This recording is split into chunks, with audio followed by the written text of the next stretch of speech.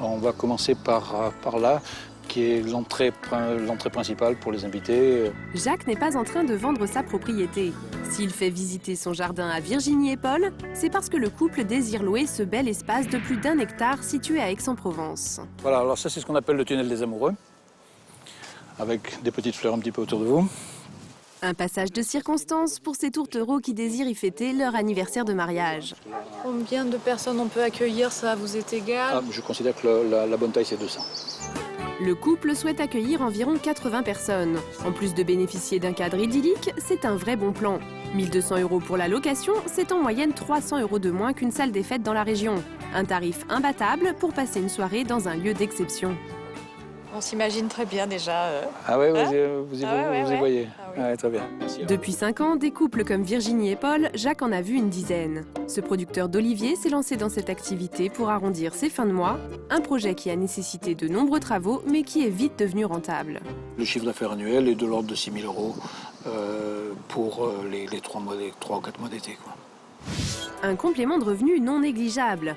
Pour gagner un peu d'argent, de plus en plus de Français puisent dans les ressources de leur jardin. Louer son extérieur pour des événements, du camping ou du jardinage peut s'avérer très rentable. De quelques euros par mois à une vraie rémunération, grâce à son jardin, on peut récolter bien plus que des radis. Là, je suis en train de mettre des tomates. D'accord. Alban n'est pas le jardinier de Blandine. Ce jeune homme passionné de maraîchage a rencontré la propriétaire via un site internet lancé il y a quelques mois. Le principe, viens planter chez moi. Ça permet de faire des rencontres sympathiques, mais en même temps, manger des légumes qui sont bons, qui me reviennent rien du tout. Voilà. Et puis Alban, il a un terrain gratuitement. Et je pense que ça, tout le monde y a trouvé son compte, en fait. Pour Alban, qui ne dispose que d'un jardinet chez lui, c'est du grand luxe. L'avantage principal, c'est d'avoir du terrain sans être obligé de louer. Donc ça veut dire que je vais pouvoir manger mes légumes sans avoir à dépenser d'argent non plus, quoi. Blandine et Alban se divisent les légumes à part égale. Pour les frais, c'est pareil, la propriétaire paye l'eau et le jardinier amateur paye les graines. Mon jardin revit, mes légumes poussent. Bon, Blandine, pour votre repas de ce midi. Merci, c'est J'espère sympa. que vous allez vous régaler. Un repas un peu sommaire. Aujourd'hui, Blandine doit encore faire son marché, mais à terme, elle espère économiser au moins le contenu de ce panier, soit une trentaine d'euros par semaine. J'ai vraiment envie d'exploiter mon potager au maximum, parce que déjà, j'aurais tout ça à ne pas dépenser. Je fais faire des économies, puis en plus, ça sera des vrais légumes. Des bons légumes du potager. Si elle avait fait appel à un jardinier, Blandine en aurait eu pour 120 € de plus par mois. Partager son potager est donc un très bon plan, mais même sans récolte, il est possible de faire fructifier son terrain. C'est pas bien plein là, hein. Ou à la rigueur, vous pouvez mettre plus de ce côté. Ouais. Ah oui, vous pouvez la mettre comme ça, non? Vous pouvez la mettre dans ce sens-là. Si Raymond recherche l'emplacement idéal, c'est que ce soir, il accueille dans son jardin des invités pas comme les autres, des campeurs. Cyril, Cassandre et Maxime vont dormir ici, au beau milieu du terrain. Les avantages de dormir dans le jardin d'un particulier, c'est déjà la souplesse des horaires.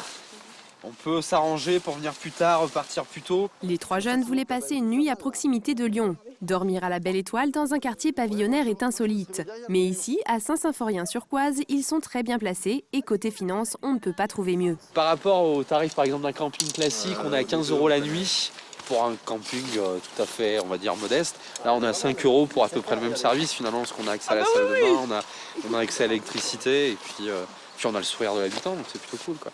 On a même l'aide de l'habitant qui nous aide à monter notre tente. C'est pas rempli.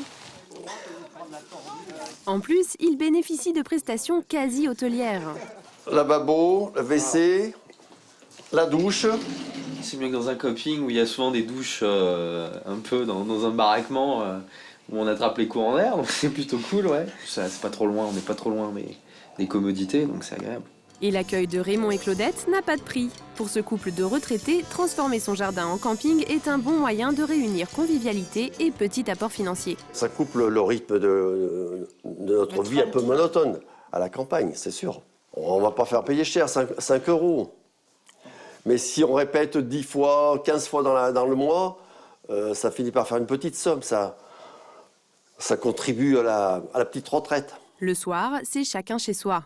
Les jeunes peuvent profiter du jardin en toute indépendance. C'est un juste milieu entre le camping sauvage, on aurait peut-être moins en sécurité, on n'aurait pas eu l'électricité, et puis camping blindé, quoi. Non, c'est vraiment un bon compromis, en fait. La formule n'a en effet rien à voir avec du camping sauvage. L'œil de Claudette n'est jamais bien loin. Bonne nuit. Merci, moi aussi. Très bien. Et les jeunes ne seront pas réveillés par leurs voisins. Avec Raymond et Claudette, ils ne risquent pas d'être dérangés. Une bonne nuit de sommeil plus tard.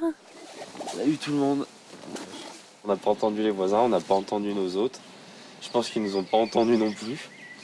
Ça t'a pas dérangé? Ça m'a pas dérangé du tout, non. J'ai même pas. Non, moi non plus, j'ai même J'ai pas complètement réalisé. oublié qu'il y avait quelqu'un dans le jardin. Au petit matin, il faut entrer chez les particuliers pour utiliser leur salle de bain. Un moment qui peut s'avérer embarrassant, mais pas pour notre campeur. Ils nous ont proposé gentiment leur clé hier soir, donc du coup, non, enfin, c'était même plutôt convivial, donc on se sent moins gêné. C'est comme si on allait chez nos grands-parents qu'on n'avait pas vus depuis longtemps. Cerise sur le gâteau, même le petit déjeuner est gratuit. À l'heure du bilan, les jeunes sont convaincus. C'est vraiment très sympa comme idée, donc on recommande au moins une fois dans la vie de faire cette expérience-là. En plus de quelques euros, votre jardin peut vous faire faire de jolies rencontres.